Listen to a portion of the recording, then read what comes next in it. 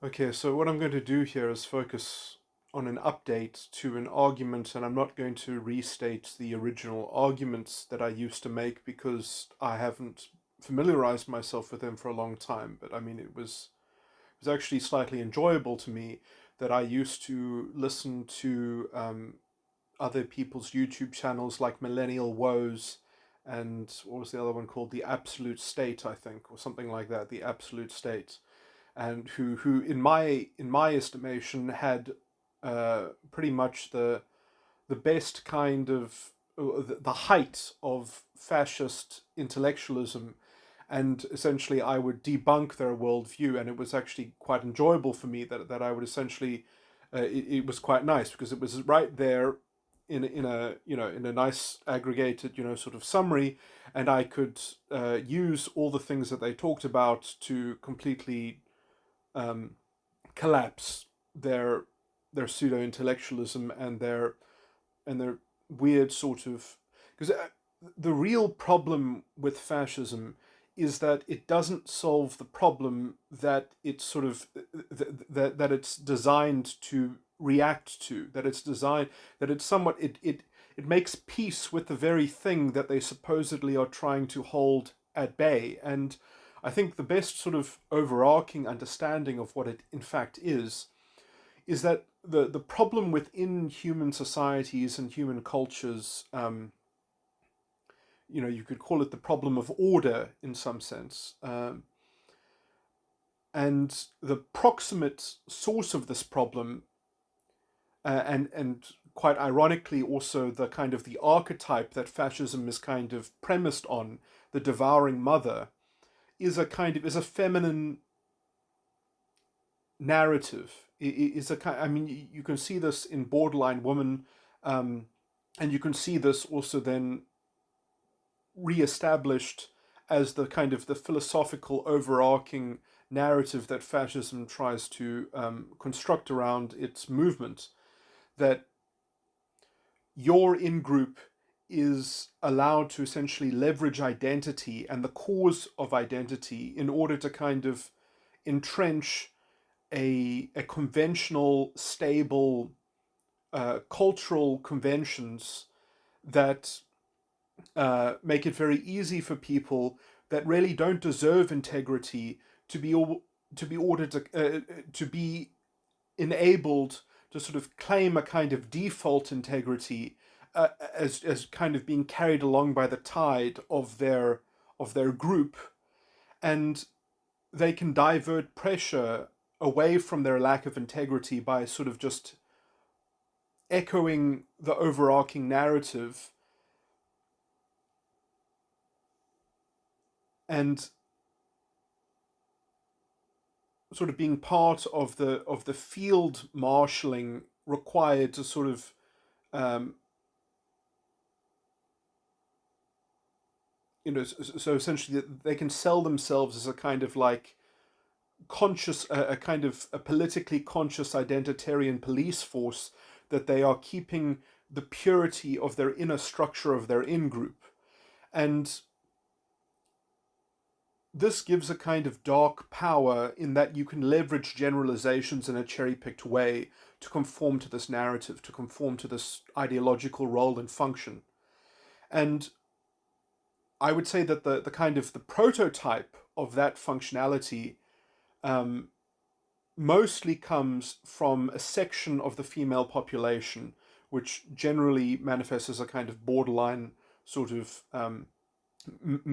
manifestation, that they use gender stereotypes in order to kind of supplement for their lack of integrity. So because they don't actually develop a mature character, because they don't want to sort of join the rat race and sort of they just want to sort of automatically accrue some kind of integrity owing to their identity of being a woman or something like that. So instead of actually, having to earn their integrity, they can just kind of have it automatically. And in some sense, the one positive function that fascism could be said to do is that by making peace with this formula of societal organization, which is to my mind, a hideous form of, I mean, it's paradoxical. It has problems. Essentially, the only way it gets away with them is by scapegoating that internal cognitive dissonance on the outgroup, on some enemy, on some kind of, so I didn't describe all the aspects of this ideology as well, which you can also see present in the kind of in the female manifestation of the same thing, which is that um, you can justify leveraging generalizations, cherry-picked generalizations that conform to the overarching narrative through a kind of subjective relativism, that you are allowed to indulge in that subjective relativism, um, and so you kind of have this weird kind of external locus of authority that you're depending on, which is a kind of objective claim about identity, or about the evilness of the scapegoat, or the evilness of the outgroup, or the evilness of the kind of the necessary fearfulness that becomes the kind of the internal social cohesion that cements and solidifies the stereotypes and the categorization that is the kind of the matrix of identity, that is the convention that is depended upon.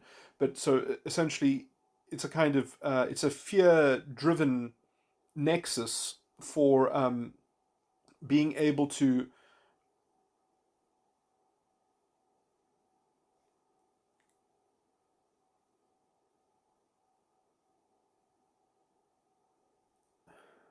sorry, the point that I wanted to get to is that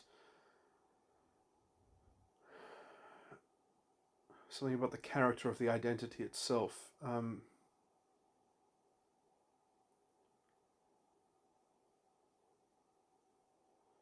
mean, so in some sense, the epistemology of the identity itself is a kind of is a psychological necessity for having a kind of objective narrative, an objective external locus of authority, which means that you have a kind of an objective measure of blame. You have to quantify an objective measure of blame. In Nazism, this was essentially the kind of the Darwinistic imperative of the group or the race to conquer or be conquered.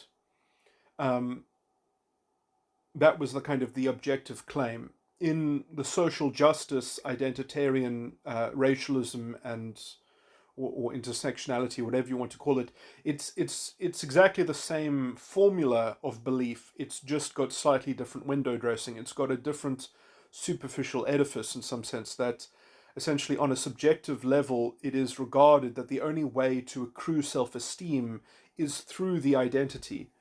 And so the cause of the identity is um, paramount, and then becomes vested with all moral consideration and all normative control over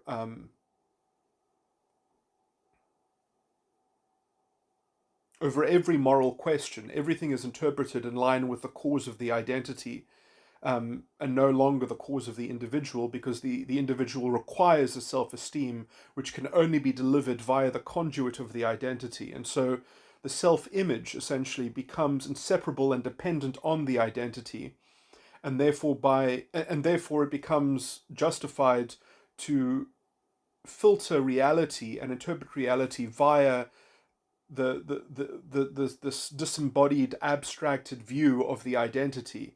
And so the social construct of identity, in some sense, is a reactionary, self-fulfilling prophecy within the social justice, kind of worldview, which is, essentially, it just replaces a claim of genetic superiority with a claim of moral superiority that is also inherited and vested via history. So the Aryans, or the Nazis had a mythology about their history and their blood and soil, and the social justice warrior people have the same kind of mythology about their storied history. of systemic oppression and fighting against white supremacy, which is very much the same as the boogeyman of the Nazis, of the Jewish conspiracy against them, which they even believed had been internalized by the Aryan people. It's the exact same. There's functionally no difference between Aryan studies and race and gender studies. These fulfill the same ideological function. Um, anyway, but sorry. The point that I was trying to make though is that the identity has functionally wrapped up within it this external locus of blame or an external locus of control or an external locus of accountability, which is, the systemic kind of collective responsibility for the identity foremost. So that becomes the overarching, that becomes the proto-Führer principle, that the system needs to be saved by the savior of the identity. So, this is all packed into what they position themselves against because it's a negatively framed ideology that the problem is white privilege. Therefore, the solution and the formula and the narrative ideology that they have, therefore, all becomes appropriate relative to what they are fighting against. And again, you can see this on a small scale with a certain section of the female population because we have this inherited from culture. This is a kind of historical residue, which I would say was improving quite well because of proper egalitarian thinking and proper equality, quality of opportunity in the 90s and such, which, has now been diminished by essentially this cheap, convenient generalization, scapegoating, cherry picking, kind of very insulated, self fulfilling, kind of projection that people interpret from, they extract it from reality by perceiving the world through identity. They essentially accrue this kind of narcissistic injury, which then they can complain about, and then they can just describe subjectively. So they can always manufacture more of the narrative because it's baked. The conclusion of the narrative is baked into the premises of their own argument. So it's a tautology. They are stuck in a tautology, and all fascism does this basically. As I was saying, like the one thing that, let's say, fascism does well, in a weird sort of way, is that it makes peace with this general thing, and it says, well, we're doing this as a single class, we're doing this as a single caste or as a single identity, and so within the identity you can't do this, and within the identity we actually have to have a modicum of common sense, and so within the identity then perhaps we should say that men and women are different and that essentially they put up internal firewalls against leveraging the same narrative um, internally against themselves within this is why fascism has to essentially settle on a singular sort of thing, which is why the proto-fascism, which even existed in Weimar Germany, which is, all the communists and all the other, progressives of their day that marched hand in hand with the Nazis in the Nuremberg dissatisfaction marches, who were all demanding justice for the identity, and they were demanding justice for all identities. There was the same consciousness as what we're suffering from in this intersectional social justice cult. It's the same formula that essentially, well, if you just blame the right scapegoat and you kind of have the psychological mechanism and formula of how to frame and interpret reality, then like hypothetically you can precipitate or extract a utopia from the accusation against the scapegoat. But I mean, the fundamental problem that the proto-fascist intersectional movement doesn't understand, which the Nazis and full-blown fascists understand, is that you can't make a state or a government in the image of multiple identities. You can only have justice for a single identity, for a single identity cause. There can only be one ring to rule them all. And so the point of a proto-fascism is to essentially eventually precipitate acclimatization to the ideological, worldview, and it suffocates everything else because of its kind of totalitarian cultural pollution that just kind of keeps on corroding at liberal values and breaking everything down and reframing everything according to its worldview, its fascistic worldview. Um, but yeah, I would say that this paradox, though, this cognitive dissonance that's even within the so-called, positively slightly stable fascistic worldview, is is is is decadent enough on a cultural level that it kind of inculcates a very pathetic and insipid form of consciousness. It basically it makes people stupid. It makes people pathetic because the narrative itself is such a loud siren call of this disgusting kind of pathology, because essentially any kind of lack of self-esteem can be converted into, and essentially it also gives people a free pass to imagine their own deprivation of self-esteem. So essentially they can see holes in their own self-esteem which would otherwise be called envy, that you can envy whatever you so wish. And because that envy manifests as a feel of loss in one's self-esteem, one can convert that loss of self-esteem into jealousy that my identity has been stolen from, that my identity has been shortchanged, that my identity has been undermined by some other outgroup. And so you can convert envy on the personal scale into the cause of the identity, a jealous cause of the identity, and a sanctimonious self-righteousness in league and in representation of the identity. And so because you can freely convert envy into identity jealousy, there is nothing, you have this dark psychological force driving your political movement, because it's so easy to just say, well, that's not something that I should have to work on. That's not something that I should have to learn about. That's not something that I should have to, understand how the world works and understand how reality works. I just have to understand how identity works. I just have to understand the oversimplified cartoon of social constructs. And so whatever, as long as I've got a canonical pantheon of a kind of a set of social constructs that I can interpret reality into, then all I have to do is say, well, the problem is systemic oppression or systemic racism, or whatever. You can just rebrand it as a problem that your identity has, rather than a personal problem or an individual problem or an individual challenge. You no longer have to use your own emotions to navigate reality, because you've got the compass of the identity to navigate it for you.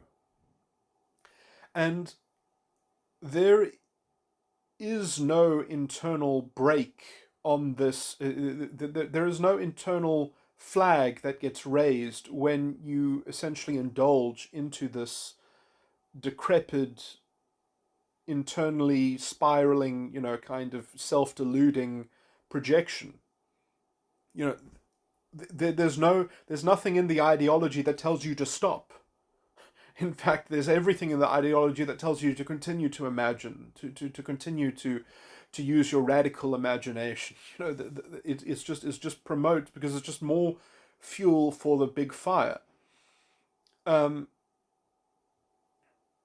it's just more pent up psychological, essentially cognitive dissonance that forces you to be more dependent on the ideology and on the identity, and looking for a champion of the identity.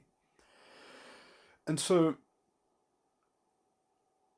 now, in some sense, this is also why there's a state of emergency in trying to validate the ideology itself. That the ideology demands that it automatically be regarded as the winner, just so that it can move on to a more stable precipitate of its own sort of evolution, because it knows that essentially, if it can somehow win the system, if it can have full dominion over everything and full control, then maybe it can start putting in structures that will limit its own internal excesses that it is essentially exploiting in order to try to grab power, because it is incredibly power hungry.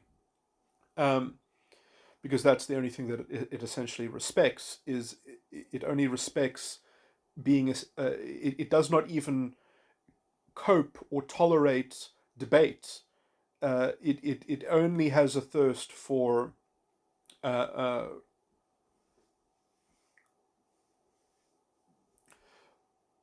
for validating its own kind of fear-driven centralization of all power to its ends, uh, because the cause of the identity holds all moral consideration, and everything else is secondary to that. Um, Now, I mean, there are huge intellectual problems. The intellectual problems is that its whole narrative is tautological. It cannot be falsified because it does not make falsifiable claims because all of its conclusions are baked into its own premises. It's constantly begging its own question. It has no real thesis of any intellectual merit. It's just asserted. It's just assumed. It's just table thumped. That's all they do, is they just continually table thump their narrative as a theory, essentially. But essentially, in the interpretation of the validity of their own theory, they cherry pick all the statistics and all the facts and all the history to conform to a nice, neat narrative. And if anyone else argues anything against them, they just say, well, that doesn't sound right. So it's sort of, they get to use generalizations in an ad hoc and double they leverage every double standard that they can, and they essentially attack any detractor as being essentially racist, which is another conclusion of their own argument, which they have not yet established and which they can't establish because it's unfalsifiable. um, it's basically conjecture, but their conjecture, yeah, and you can see this in terms of how they, when they talk about the so-called facts that make up their narrative, how they will even admit that there are controversies over the things that they are saying, but they're not sensitive to the controversial claims that they make because it's part of their dogmatic orthodoxy. It's part of their, essentially their cult mythology. And as long as they've got enough people in agreement with them, that's all they want. That's all they care about. They just need enough, let's say, nodding heads of a kind of, they, they, they, they just need enough conformity, essentially, to prove that to themselves that they deserve the popularity of their fashional, their sort of their fad intellectualism. But and this is, and as that gets passed off and fraudulently converted into what, let's say, real intellectual merit and credibility, essentially, as they accumulate more credentials, the shape of authority, the shape of reasoning, the shape of coherent discourse is bent, and you get a culture that is willing to indulge in a kind of legal positivism, um, and a kind of legal formalism that if you just dot the i's and cross the t's, you can reinterpret words to do whatever you want them to do. You can just essentially reframe reality into the ideology, into the cause of the identity. But and that is another sort of pollution or whatever. But I mean, what you see happening on a smaller scale in terms of the section of the female population that culturally gets away with doing this, because in some sense, the biggest crime of our species of not evolving fast enough, or on a cultural level, of not progressing fast enough on a cultural level, is that we have not yet developed the backbone enough, essentially, to blame women for their lack of integrity, and to not let them essentially use the currency of their identity of just being a woman to essentially demand a certain kind of hollow integrity that essentially hollows out the meaning of integrity, because they can essentially trade in the fact that women have this kind of stereotype that they must be regarded as morally superior, that they are these pure subjective interpolating machines, that if they subjectively thought that something was real, then it's as good as it being true, or something like that. And so if they act on generalizations, that they, that they can kind of cherry pick and cobble together, that essentially they just have to make specious excuses for their behavior, and that's good enough. And the double standards within the gender divide that has been essentially entrenched by, obviously it's not all women that do this, it's very far from all women, but it's enough of a proportion of women that do this, that have kept this alive as a kind of as a cultural mechanism. and and it has acclimatized the rest of us to having to essentially tolerate it to some degree, or to sort of, or to make space for it, and it is the kind of the poison that has stopped, um, and allowed the train of progress to go in full reverse even. And it's weird that essentially the fascist compromise to this, in some sense, is to mimic that mechanism completely, is to replicate it on a cultural level, um, and sort of to endorse that style of narrative. Instead of breaking down that narrative and making genuine progress, they adopt the narrative, and they say, well, we're going to do this as a group, we're going to do this as a collective, and then essentially you should be happy to share in the identity that you're going to share with everyone else. So this section of the woman, I mean, this is also perhaps why certain societies were more stable than others, because they had slaves. For example, in Roman slavery, that a sense that a woman was very assured in her in her social status and social standing. It was, and she could always feel superior to other women that were plebs or that were slaves. That essentially, because of the hierarchy, they could very women could very clearly imagine another set of people that they were superior to, and that made their identity special, and it also gave them a way to vent, let's say, their self-esteem issues. That psychologically they could essentially extract a kind of a virtual narcissistic supply just from living within a social structure. As I think society has become more egalitarian, it has essentially degraded that source of that kind of, it's shrunk the space in which you can have a kind of viable or a relatively functioning borderline sort of uh, set of relating to one's social environment through social constructs. So essentially, in the 90s, the social constructs were reshaping in a way. And I think that almost on a cultural or psychosocial level, what happened was then a section of predominantly a particular section of the female population, who were temperamentally always sort of developmentally, that was their psychological schema. That was how they operated, but there wasn't an identity for them to leverage. But essentially, through the magic of postmodernism, um, they were able to essentially create a half-baked, thesis of critical theory and critical race theory. I mean, I mean, I'm historically pointing out that this stuff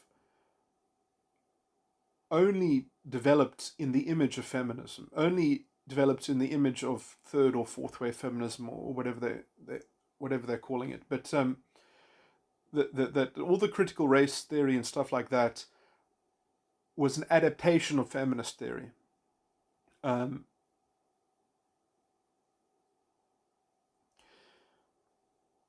essentially because people, they don't want to live in a reality in which, people have different biology, they have different temperamental, proclivities, they have different interests.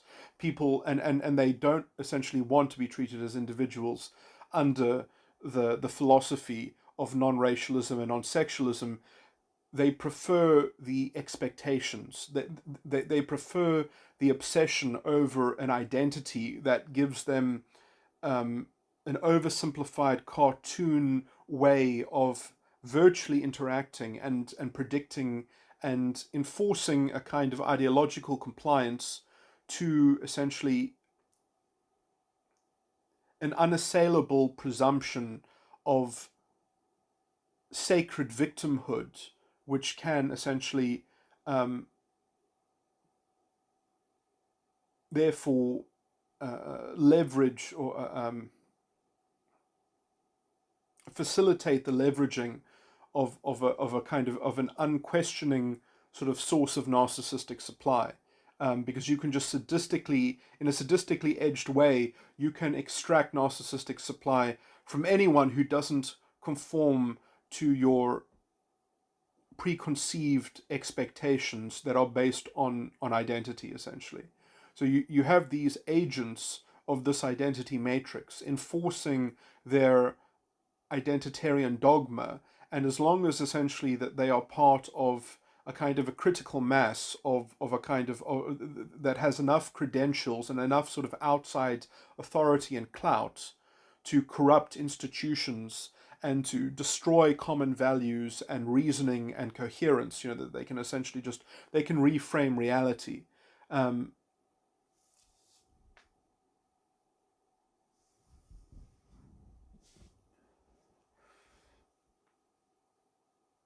they can essentially use the fact that they have precipitated a dogma to essentially gaslight anyone that doesn't um,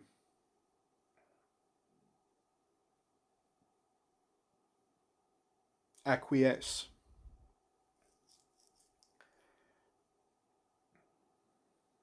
I came up recently with a succinct definition of gaslighting. I'm just trying to think what my description of it was, because it's in terms of what it is at its core essence.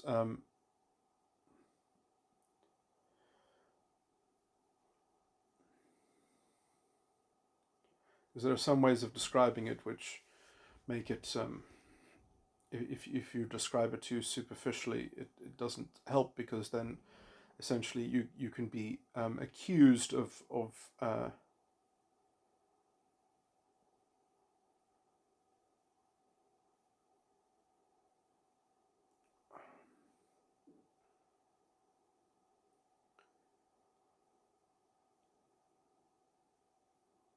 something about dishonesty. I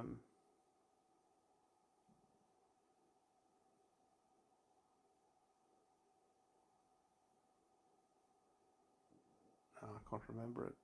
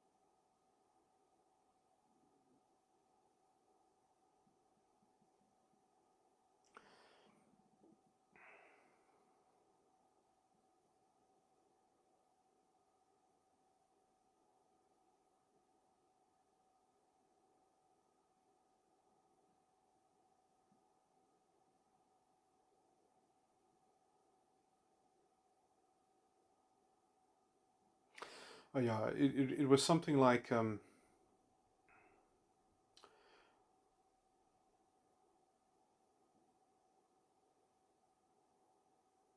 when I don't like talking about introjective identity. I think to talk about these sorts of things in a stable way because you cannot blame somebody else for causing an introjective identity. Um, in some sense, you are always going to be the person who perceived the introjective influence and mapped it and modeled it into an introjective identity. Um, and obviously, in some sense, the kind of the introjective identity which narcissists try to invoke in other people, so that they can essentially garner narcissistic supply from essentially the emotional subconscious of other people, essentially. But the thing that I think is much better to talk about, in which you can actually then also in I think a more stable language talk about what narcissists do, is when you're talking about an introjective paradigm, because then you can say, well, everyone has a kind of introjective paradigm, that essentially their radar system, they have a capability of having a radar system in terms of what other people's subconscious feeling bodies are processing, and the contents thereof, and the models with therein. But and then that, because I mean, narcissists essentially don't have a stable, they don't have a stable subconscious of their own in their adult ego, um, but they do have an introjective paradigm, which, let's say, is therefore connecting with other people's introjective identity of themselves. So they experience themselves or their false self through others. Um, anyway, but just to talk about introjective paradigm. So I think that to understand what gaslighting really is in some sense um, the covert or indirect or dishonest um, imprinting uh, onto other people's subservience to your introjective paradigm. So the covert or dishonest I can't say this word, demunitization, to be diminutive, to make diminutive um, other people to your introjective paradigm. Now, there's nothing wrong with confronting someone. There's nothing wrong with having an open disagreement with someone. That isn't covert. That isn't dishonest. You know, people are so sort of bound up within the cult of politeness, which is another way of sort of the kind of the surreptitious political kind of manipulation that's happening on the level of gaslighting often. Because they essentially they don't have the openness and the directness to confront disagreements and to describe disagreements openly and, you know, in a robust fashion, and hash things out. You know, it's you know, there's this thing which, I mean, even so-called Christians I see fall prey to this disgusting, you know, kind of cultural kind of, you know, which I must say is also very inclined with, I would say, to being in the image of this certain section of the female population, where, you know, in the scriptures it says, blessed are the peacemakers. And let me just point out that peacemakers are not conflict avoiders. You do not make peace by avoiding conflict.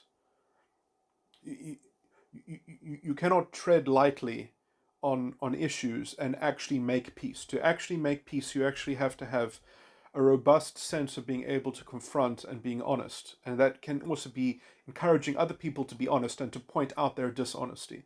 Um, but yeah, essentially, when people are trying to covertly diminutize and essentially bring into a kind of subordination uh, of your to dishonestly try to bring about the subordination. I mean, you know, obviously there is such a thing as rebuke. You can have a real honest rebuke with someone, where you are essentially dressing them down uh, for their perhaps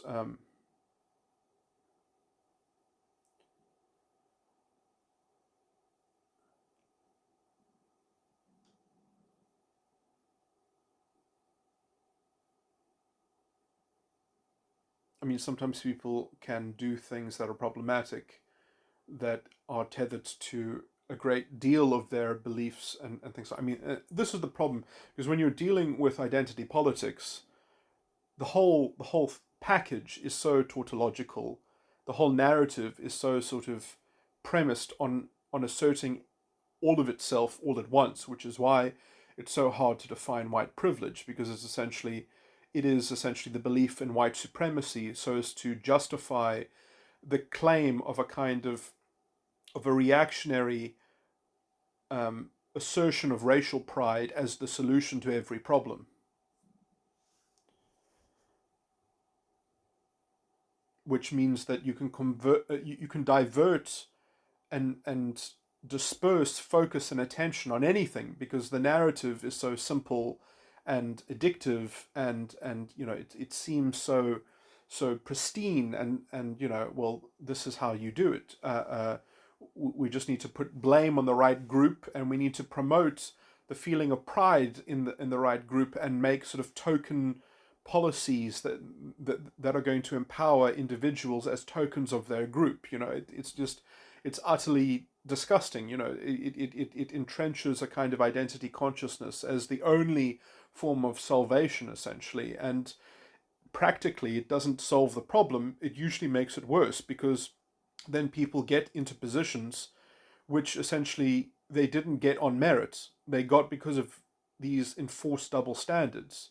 So essentially, the only way out of that paradox is essentially more racialist pride and more kind of a pervasive enforcement of that this solution is the only viable, that it should be regarded as orthodox for a reason, and that orthodoxy needs to be policed by a kind of hate speech, which is violence, because essentially discrediting the ideology and the ideology solution is the same thing as violence to the cause of the identity.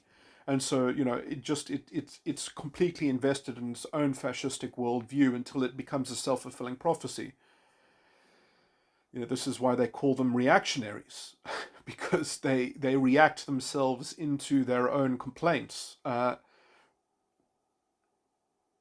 mean, they're poisonous because they won't let people be individuals. They won't let people be non-racialist individuals. They force an identity solution onto them, and the cause of the identity is the only conduit of progress or development, while it in fact makes progress and development impossible because people can't actually ascertain genuine self-confidence. They cannot build self-confidence. They cannot build competence. They cannot build a generic form of, you know, they can't engage in life in a way that actually makes sense in a society of shared values and common principles. Those all have to be reinterpreted as identitarian principles and identitarian values and a racialist interpretation of everything, because otherwise the world doesn't fit. So you're forced into creating a decrepit and decadent form of self-sabotage, essentially. How much self-inflicted damage do we have to indulge in order just to allow for the ideology to operate like it wants to operate, as it essentially consumes everything into an illiberal cultural totalitarianism of conformity, in lockstep with its grand vision, where it can make the means justify the ends, because its vision of essentially restoring racialist pride through this kind of vindictive tool of letting people indulge in a kind of envy of self-esteem on the individual scale that then gets translated into an identitarian jealousy, which then means that you can get a kind of a weird political solution which doesn't even solve the problem, but it does essentially give you a kind of retributivistic, vindictive, outlet, a sadistically edged, sort of vindication of your ideology. Well, essentially, the middlemen, the political middlemen that broker this kind of identity mongering, that they sell the identity to their adherents and their followers.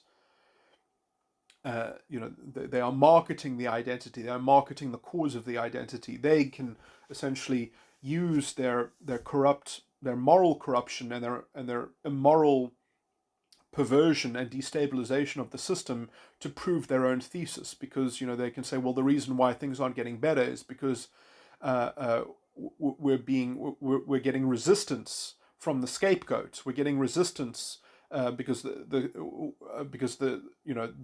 they continue to undermine us. So it gets more and more paranoid. It gets more and more self. So essentially their own failures.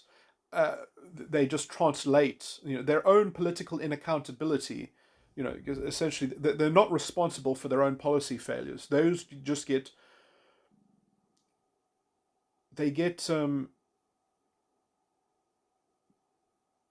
translated into more ideological fuel for the fire.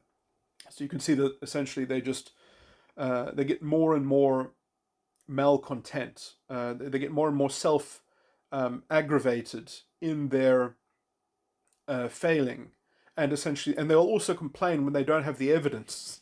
They'll complain that the system isn't collecting the right kind of evidence that proves their ideological narrative. It's so disgusting.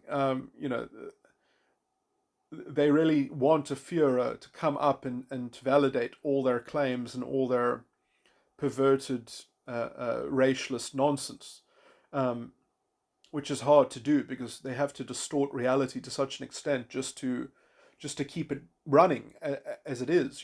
Just to defend their own disgusting betrayal of non-racialism and a society based on liberal values, which they have essentially completely inverted and reinterpreted, as they have reinterpreted social justice to functionally mean its antithesis, where they don't believe in the social justice for the individual, but they believe in a social justice for the category of an identity. So they have literally made social justice, as it's mentioned in the Constitution, to run counter to liberal values and non-racialism and non-sexism. It's very disgusting, and the level of constitutional damages that have been done by these ideologues should not go unpunished. These people, they should receive, well, at the very least, they should not receive any public funding. They should lose their jobs. The institutions that they have used should be fined at the very least, perhaps, and these individuals should also be fined. But the constitutional damages, the supreme law of the land is the Constitution, and these people should not go unpunished. If any society, these people have destroyed and betrayed the legal system. So has the Chief Justice with his disgusting pronouncements in league with this ideology. I don't know what to do. He must be removed. He must be reprimanded. He at the very least must be. It's such a disgusting perversion.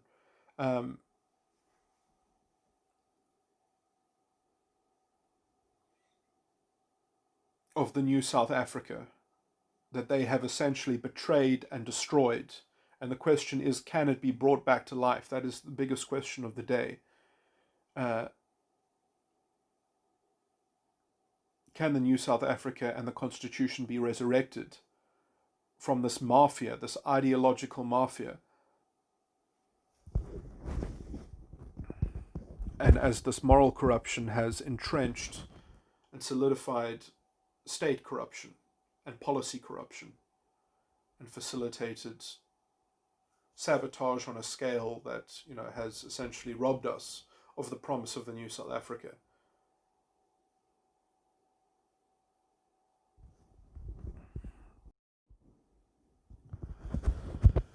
Just to back up a bit and to re-emphasize the behavior that I'm describing in a certain subset or section of the female population, which is it's a cultural convention which has been generated around the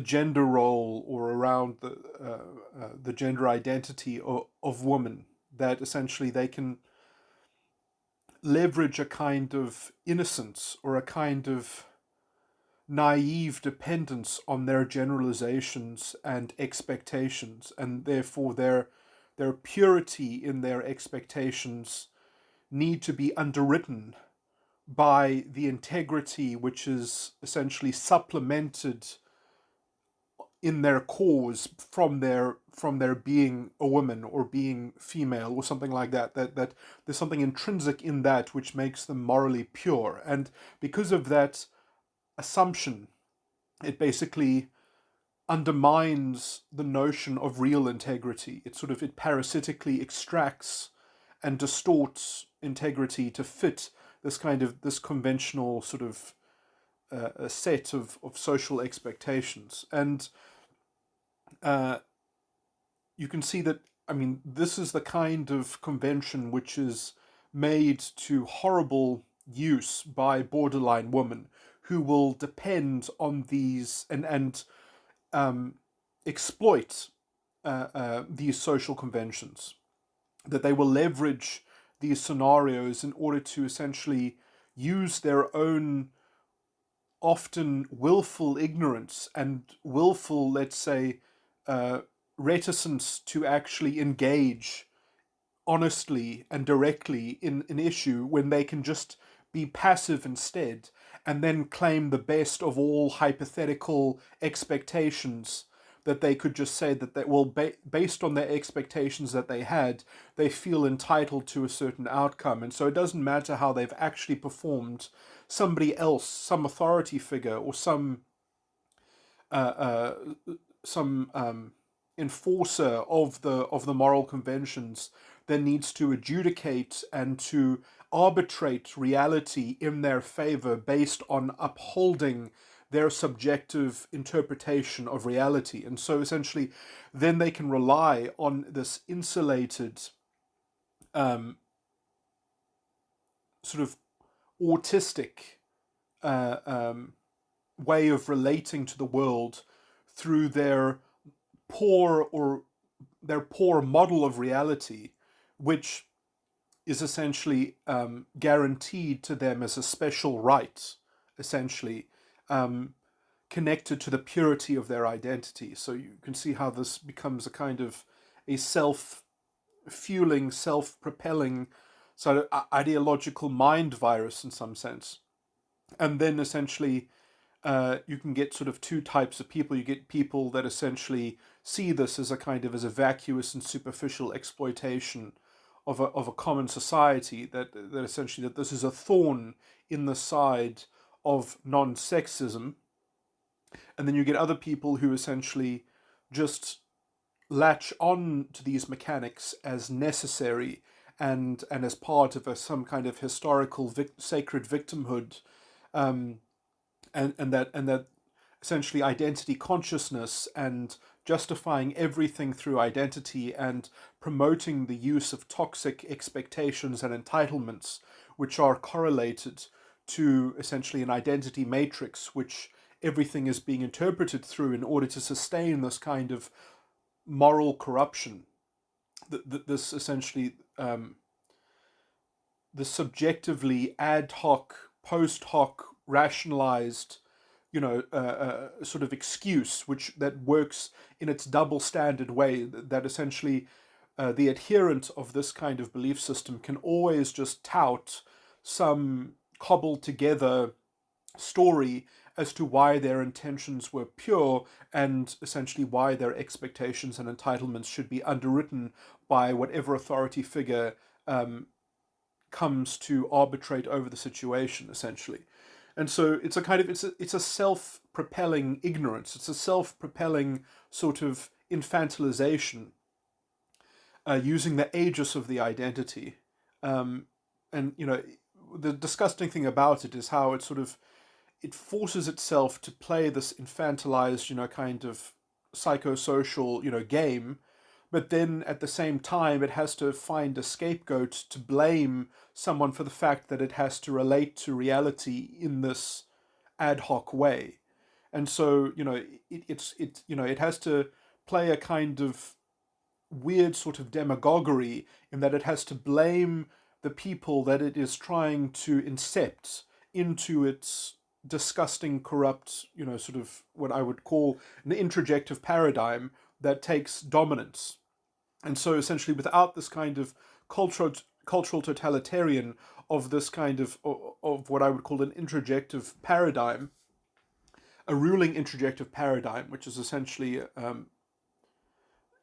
this kind of this pantheon or this canon of conventions and stereotypes and expectations and an identity consciousness which parallels all of its weird, because I mean it's not coherent in a reasonable sense. You can't distill values from such a picture. It is a kind of hodgepodge picture that just needs constantly to leverage itself or to contrast itself against a kind of a hysterical claim of being duped or cheated or sort of or being agitated, so it's constantly having to complain about some persistent victimization in order to entrench and justify its entrenchment into this ideologically mediated reality,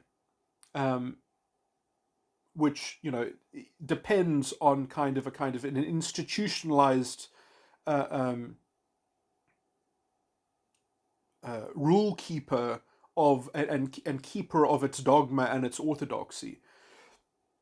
And so this is the kind of disgusting society that is often explored in the themes of Star Trek, when you see some alien species and how they have used sacred cows and set up stereotypes and in order to underwrite a kind of a convenient self-deception in some sense, a self-indulgent, self-referencing, kind of fascistic narrative and fascistic worldview, and all these things are myriad faces of the same system of belief in some sense. Um, which, I mean, Nietzsche, I believe, spoke of the same thing.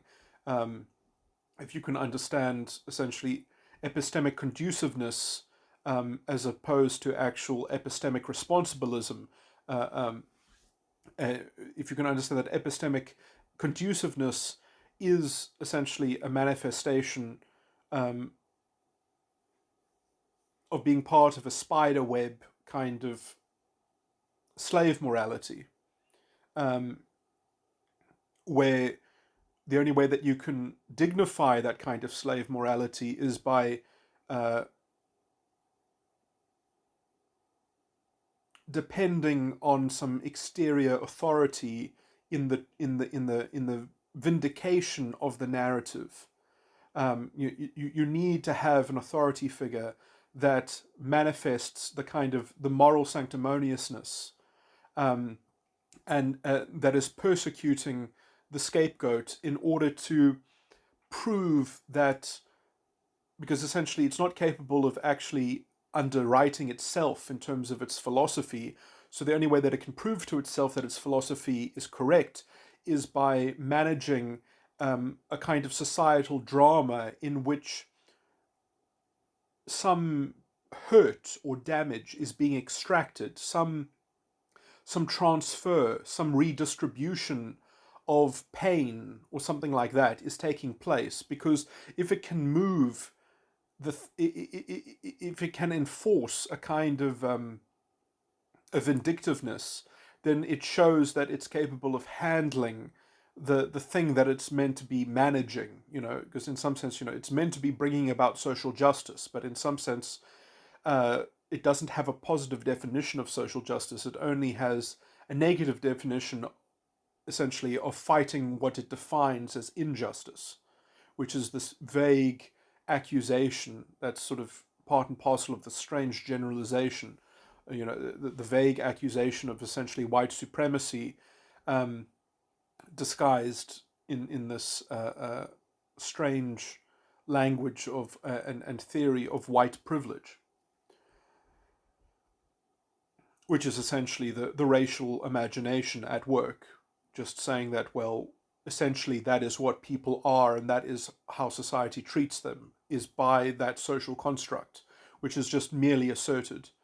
You don't look at any other explanations, you don't look at any other competing theories, it's just asserted. It's an unfalsifiable assumption that is made, and essentially it's just read from the statistics. Never mind that correlations do not imply causation. They don't care. They've already given up reasoning, because reasoning itself is another facet of systemic oppression. It's just lunatic drivel. It's just nonsensical purity. They're essentially merely relying on this naive purity and innocence that the subjective perspective of the victim and their interpretation must be dignified as as a more important moral truth than reality, essentially, and that filtering reality and interpreting reality through the eyes of this mind virus, this insidious and voracious mind virus, is essentially, it's like a hydra.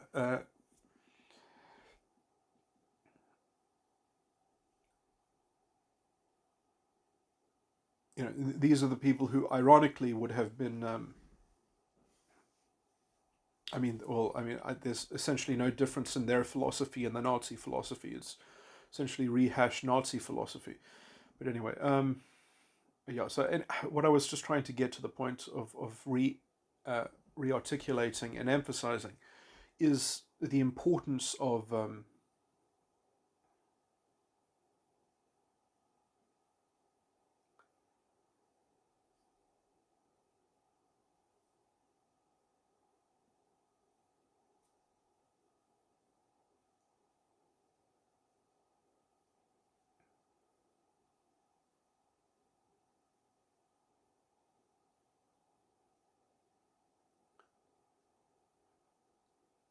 because it's a bit of a gamble to rest your whole case on essentially your pure intentions.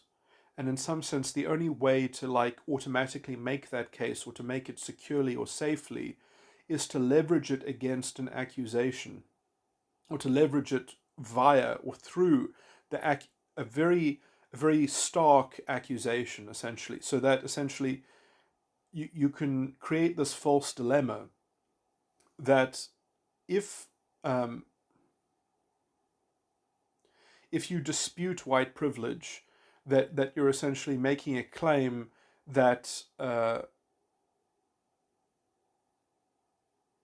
you are making a generalization about the people who supposedly the theory of white privilege is going to empower. That essentially you're undermining the dignity of the people that the theory of white privilege would otherwise empower, as if that's the only way to develop or transform is through this mind virus. Is the only way to fulfill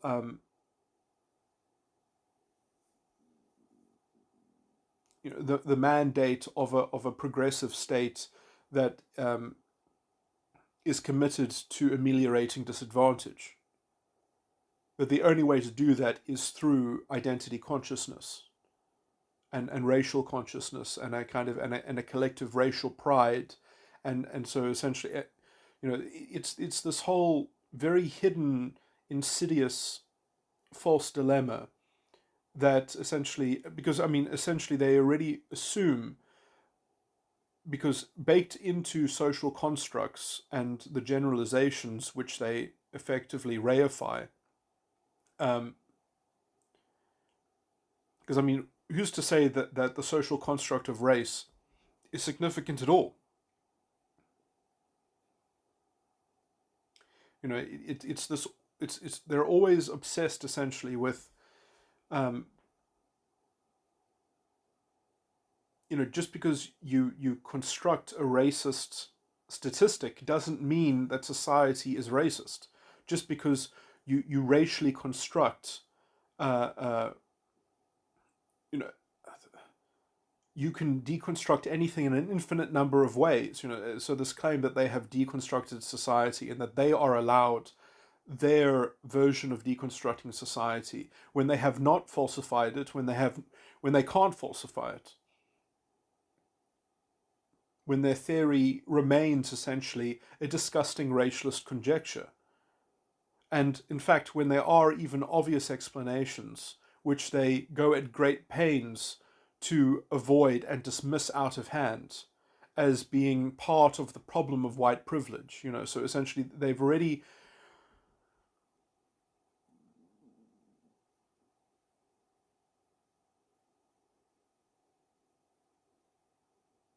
they don't even test their premises, essentially.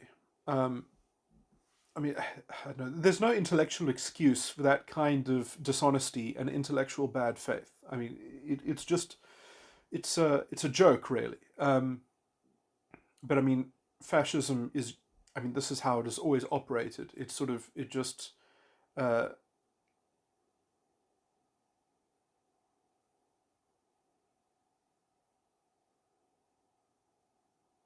it's a very captivating, uh, seductive form of political ideology. Uh, and essentially the biggest thing that it has is just that it makes thinking about politics just too simple. It just makes it too simplistic, and convenient. Um, it makes the world very, very simple. Uh,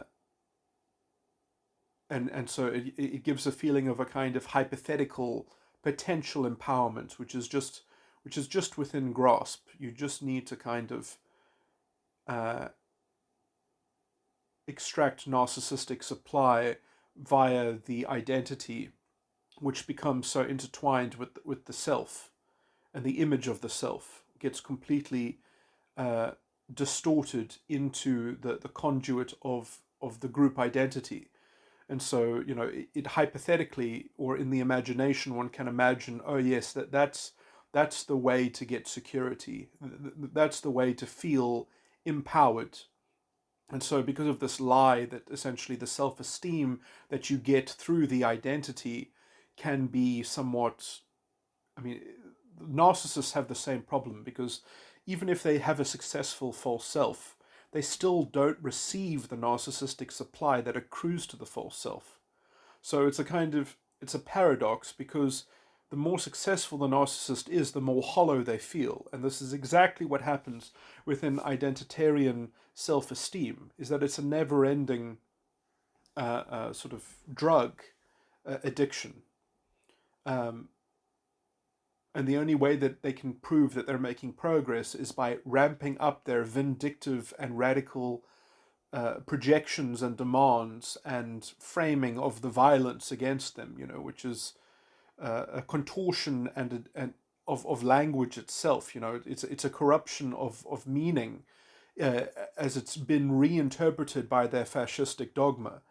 Um, and this is problematic because it never ends. Just a continual onslaught, and you can see this in their dishonest politics. How they, slander their ideological opponents, how they reframe and decontextualize and recontextualize everything, um, according to their disgusting orthodoxy, and they don't even admit to this as they distort the language. Essentially, they're trying to just incept authority into the image of their Führer, of their identity. Um, this is the burgeoning, um, of the Führer principle.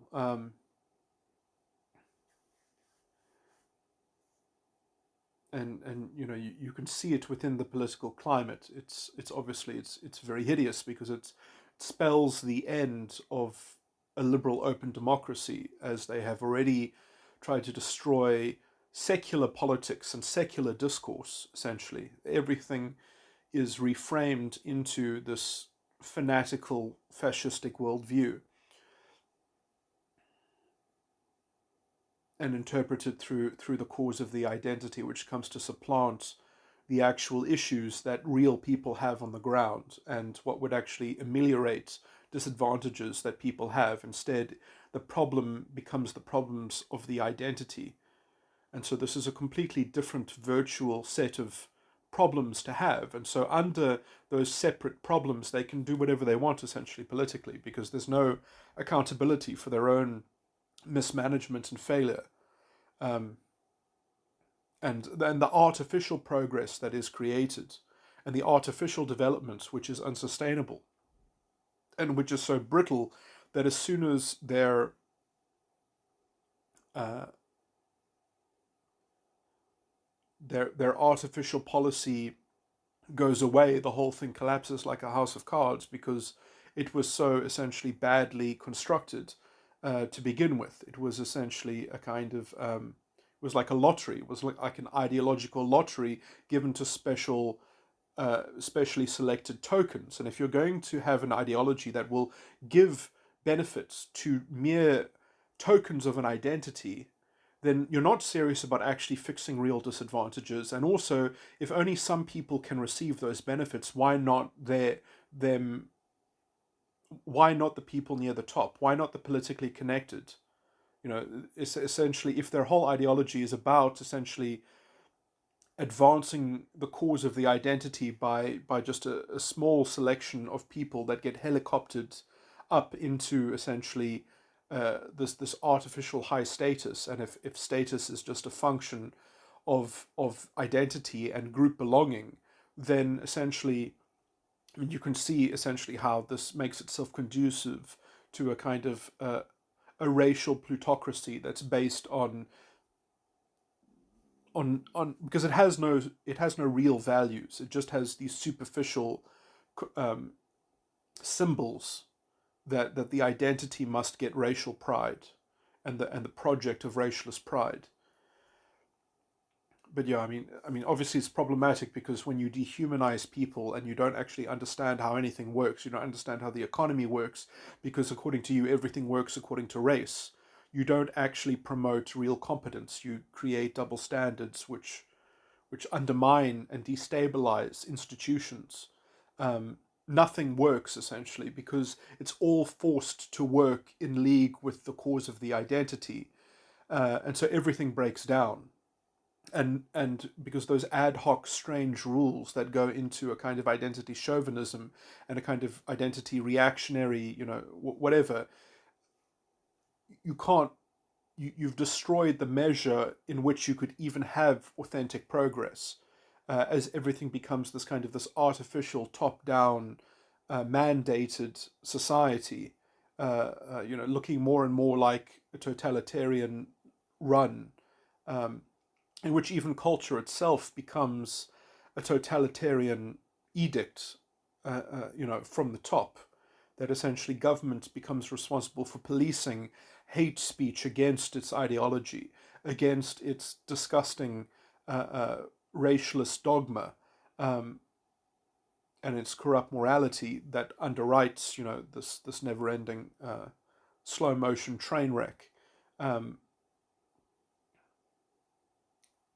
where people are no longer individuals. They are forced into the cause and the camp of their identity. They are forced into representing their identitarian pride, and they are measured against, these weird kinds of stereotypes and being a traitor to your identity or something like that. It's the individual has no more domain over culture and on self ownership and self determinism, as everything is rewritten into this determinism of the identity and determinism that's centered in the group and the trajectory of the group, which therefore needs a political voice. And so you have a kind of transnational identitarian fascistic ideology, which in terms of municipal politics, when it's dealing in the politics of the state, then has this weird sort of thing, because as soon as it gets into the politics of the state, then it very clearly starts to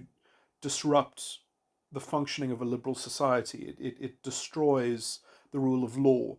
It undermines shared values, and it degrades everything, and it denigrates the individual. And to that extent, it's very disempowering, as it gives people a false empowerment as a way to prop up their self-esteem in this virtual way in which they don't even properly receive it, but they are told that their identity is now stronger and it has a stronger claim for a racialist pride.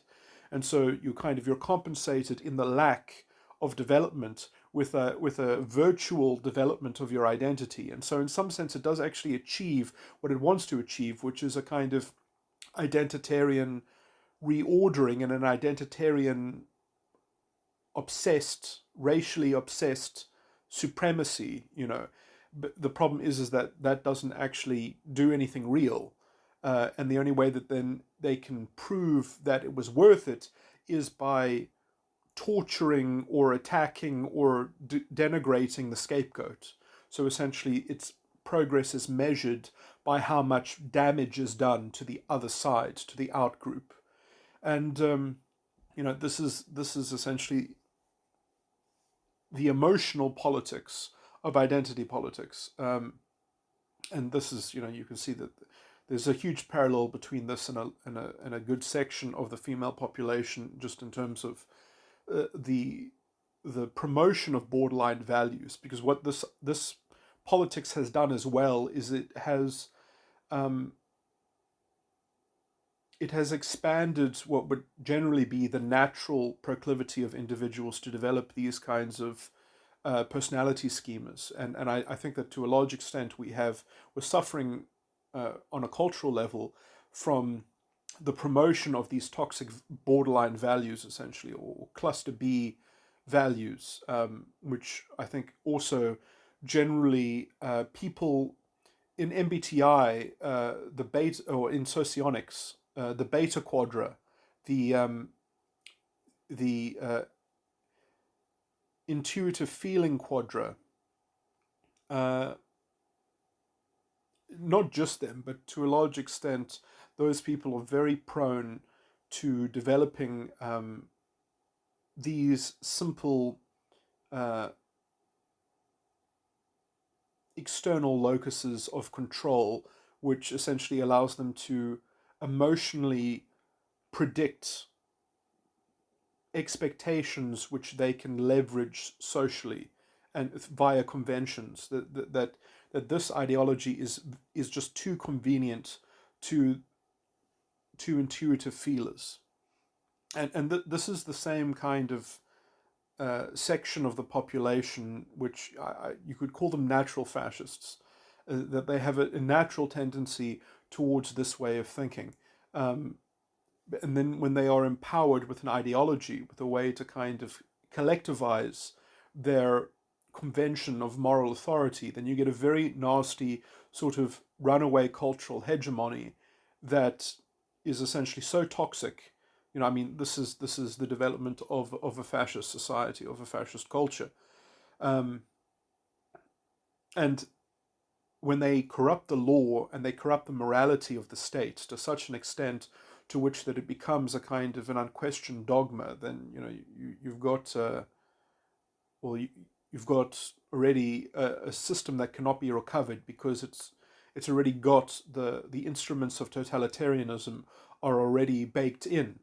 And the legal perversion of the Constitution, the betrayal of the core constitutional values, and the reinterpretation of the South African Constitution has, I think, almost reached that level, that in terms of just the gap, the lacuna of of the divide, it's like a constitutional deficit between how politics is spoken about, um, in terms of giving lip service to the identitarian identity politics, fascism, and essentially the core values that lie murdered by these ideologues and by this groupthink.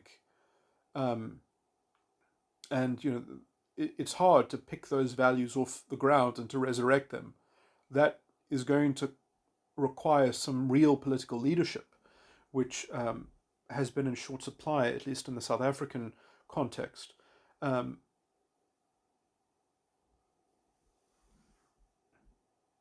the DA is I think positioning itself where it's capable of making these kinds of pronouncements and articulating a revival of these basic values, which are actually, I mean, they're indispensable. They're indispensable because without them, you don't even have the moral clarity within which to understand, the problem and the obstacle that we are of the self sabotage of this, indulging into this kind of this self inflicted harm that the New South Africa has lies essentially um,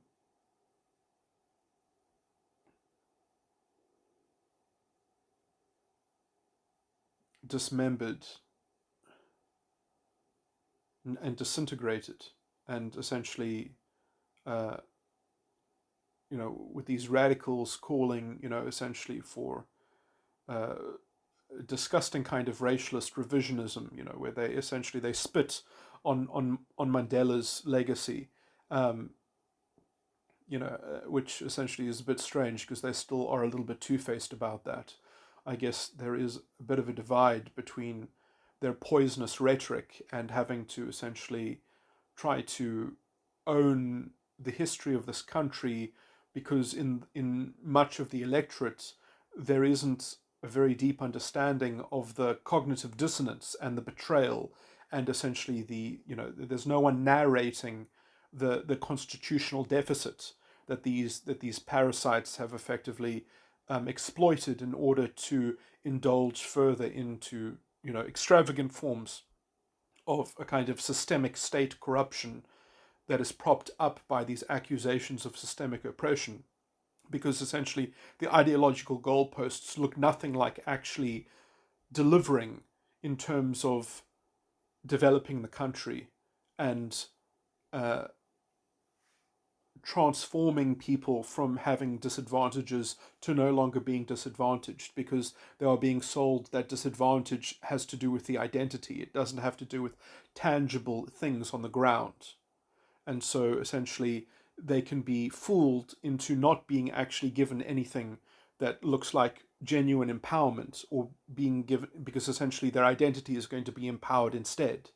So, and this is the same formula that has been going on in the so-called left for a long time now, um, indulging in this kind of weird kind of self-esteem racketeering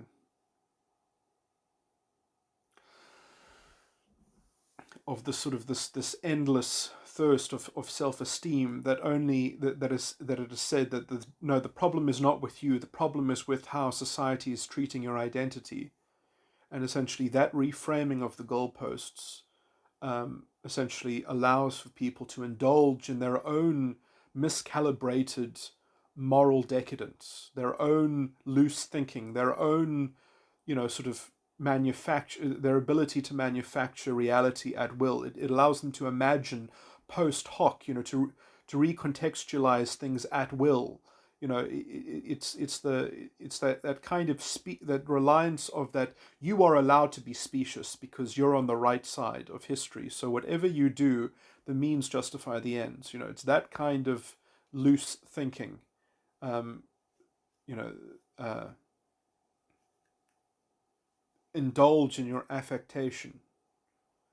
Uh, it's selling people that kind of um, deprivation, moral deprivation.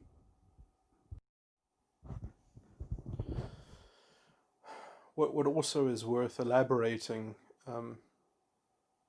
in these issues is the perverse incentive that the ideology creates to create an artificial, disruptive uh, development, to perversely incentivize kinds of risk taking that avoid developing competence and self-confidence, that avoid essentially dealing with the world in terms of, let's say, secular non-racialist values, and instead interpreting it through the eyes of the identity, where you risk nothing to your self-esteem. And so by navigating the world via the identity, you have a safe vessel, an ideologically underwritten vessel in which blame is externalized. And so the kinds of projects which are taken apart, the kinds of projects that are endorsed by the ideology are not focused on developing skills and trying to create bridges between, in terms of enabling authentic transformation. They instead put everything and emphasize not on the individuals that are the beneficiaries of certain policies, but on essentially the exaltation of the superficial characteristic of the racial identity, and essentially identifying and targeting problems also via the same superficial criteria. And this form of ideological intervention in terms of a liberal economy or in terms of the functioning of anything essentially creates this toxic environment in which superficial measures and features are exalted as the most important thing that everyone has to understand, inverted commas, that essentially via a joint obsessiveness, a collective obsessiveness in the superficial importance of racial characteristics or categories, and racial interpretation of events, and a racialist worldview on everything, and translating everything into the morality of the group identity, essentially de-emphasizes the individual to such an extent that empowerment becomes, genuine empowerment of the individual becomes perversely identified by the ideology as being in league with the systemic oppression. Because if the systemic oppression is not overcome in such a way so as to destructively vindicate the ideology, then it's not true liberation. So they've got this tautological test within their own system that essentially not only do they have to win, but they have to win in their terms. And if essentially, and this is problematic because essentially if their policies aren't successful and they don't deliver real progress, which they don't, they often just generate an artificial progress which will collapse in the medium term even, because it's so fabricated, it's so brittle, it's so based in this obsessiveness in identitarian racialist pride and rehabilitating racialist pride in a very vindictive kind of way, that without that kind of parasitic attachment to its ideological scapegoat,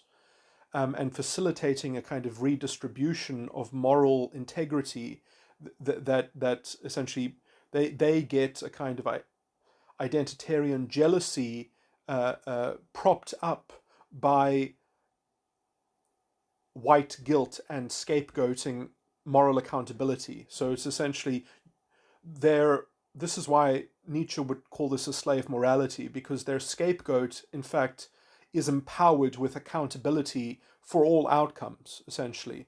That when anything goes wrong, it's never their fault for having the wrong ideology and the wrong way of tackling the problem. They are always infantilized by the narrative of the ideology, which essentially believes canonically in a kind of supremacy of the conspiracy theory against their identity. And so because they're always reacting to this conspiracy theory, they never acquire self-determinism. They never essentially, that's essentially a radical dream that comes at the end of the rainbow, and it's always, and they never arrive at that break-even point in terms of history. They never exhaust the excavation of racialist pride, because the racialist pride never resolves the self-esteem problem, because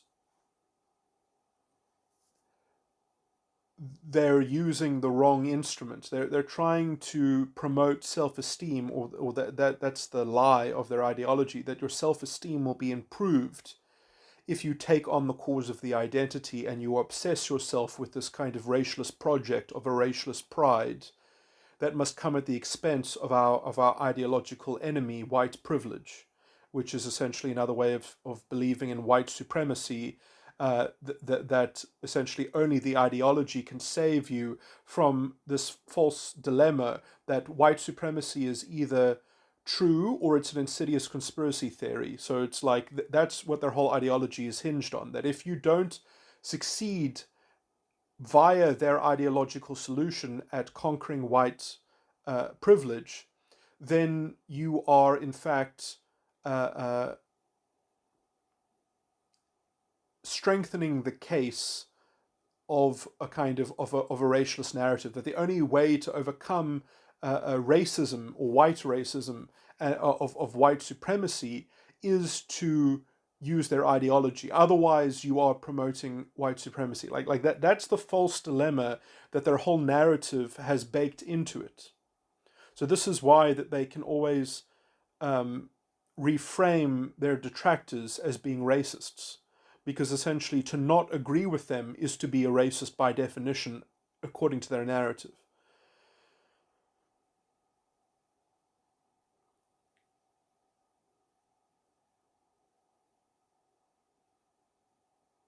Now, as I've said before, like this has been a bit of machinery, a bit of cultural machinery that has generally been used by a certain section of the female population. It's been a vestige in our culture. It's been one of the biggest impediments to having a non-sexist society. Um, and essentially, the only way to actually overcome this is to confront the sacred cow and to say, no, the reason why you don't have integrity is because you have not developed self-confidence properly. You lack maturity. You have not developed. You've developed a kind of childish way of reframing and incepting reality to conveniently cherry pick whatever generalizations fit your narrative in order to essentially entrench your own uh, uh, plea to be treated like a naive and innocent sacred victim.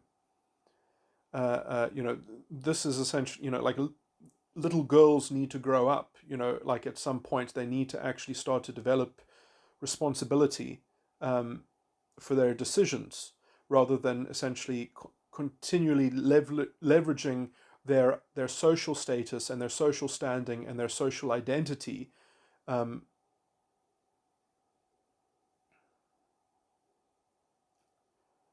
uh, that other people must pander to their expectations built into that machinery, and essentially give them a kind of ideological integrity.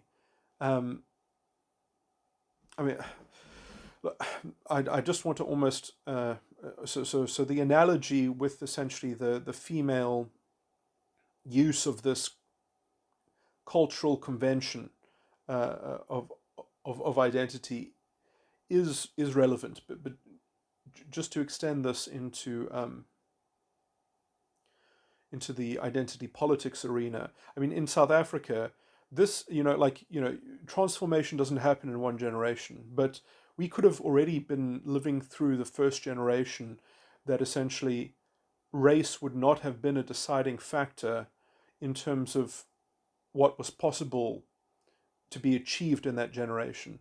But instead, because of this obsession with this artificial form of progress and leveraging identity politics, to interpret everything and anything, um, whatever the adherent so wishes, so as to essentially avoid having to develop uh, a real perspective on how the world works, because you can just understand identity instead.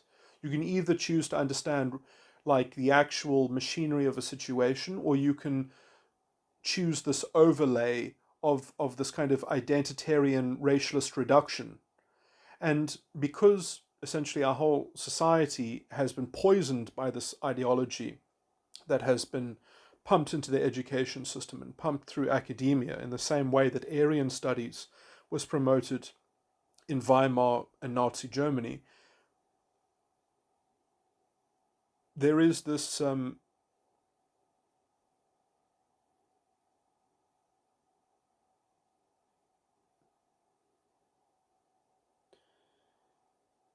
self-fueling perverse incentive essentially to not give up this psychological hybridized personality disorder, essentially, where you can just leverage a narrative to shield yourself from any kind of individual accountability or responsibility. You can just divert and redirect any kind of pressure onto the collective narrative. And this means that people don't live their life with their eyes open. They don't actually realize what the real impediment is. And I'll just say also in South Africa, you know, the quickest road to development. I mean, people don't often. It's not really possible for people to go from being poor to being entrepreneurs. What needs to actually happen on the wider scale is we need more economic activity in general. We need a liberal economy of small and medium businesses, which are always the incubating element in any economy.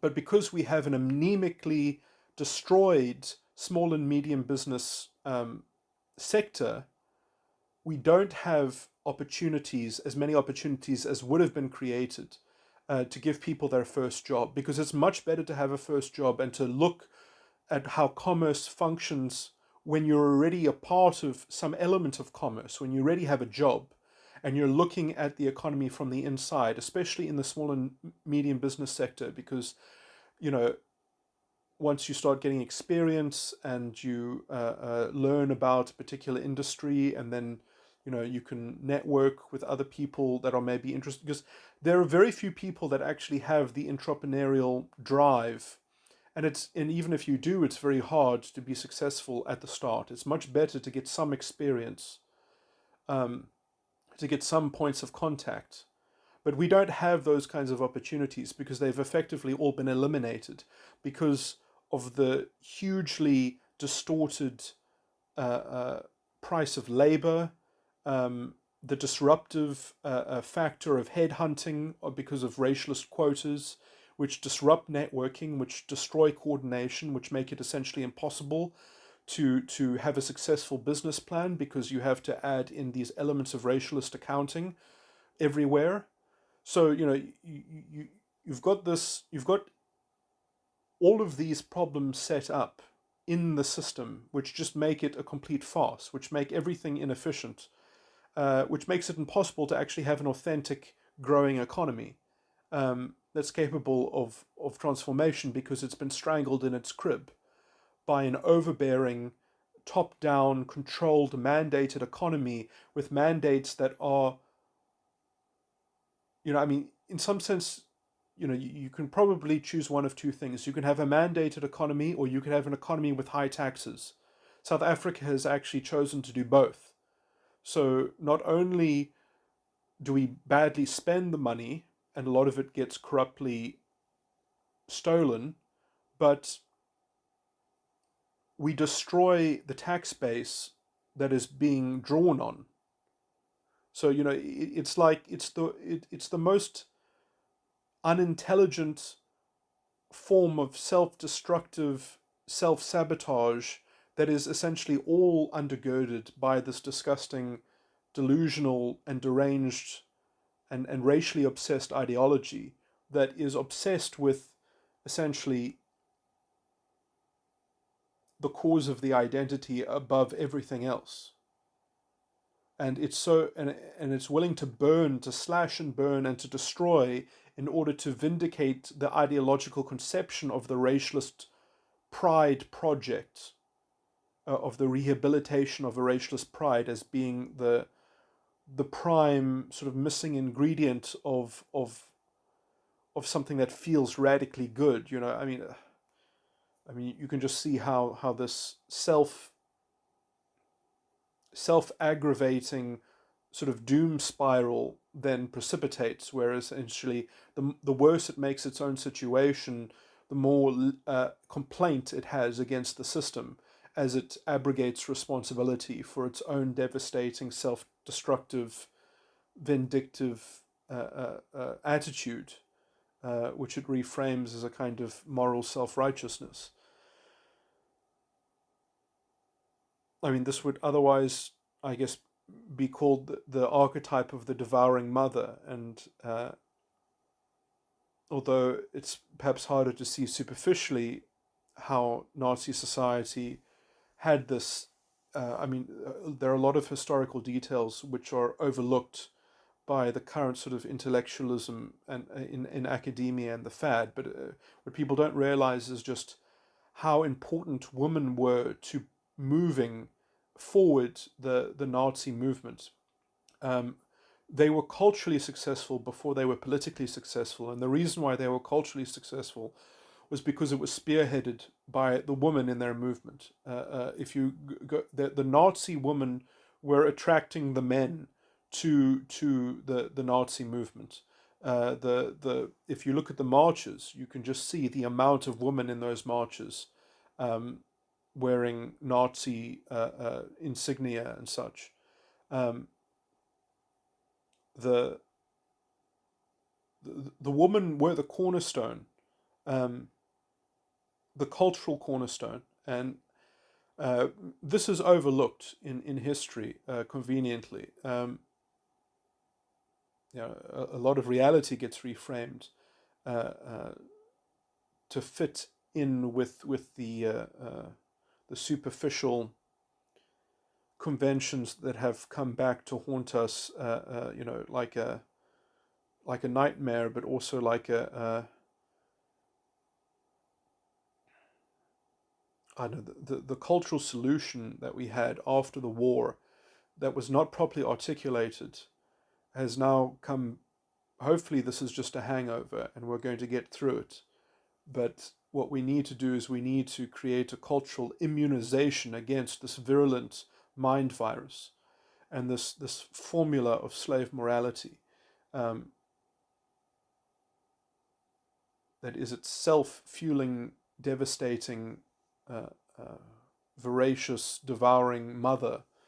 Uh,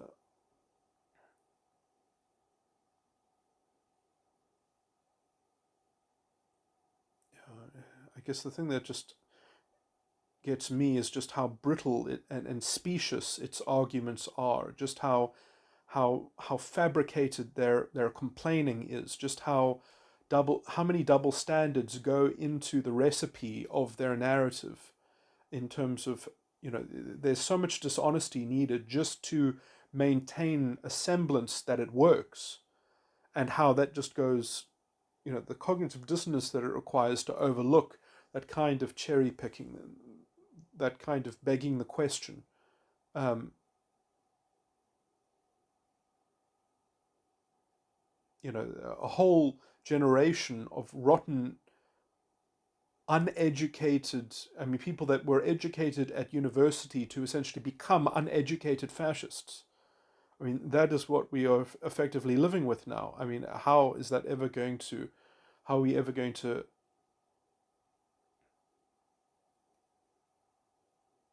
process that out of the cultural system at some point? Without leadership, without very clear and decisive um, renunciation and confrontation with this poisonous ideology,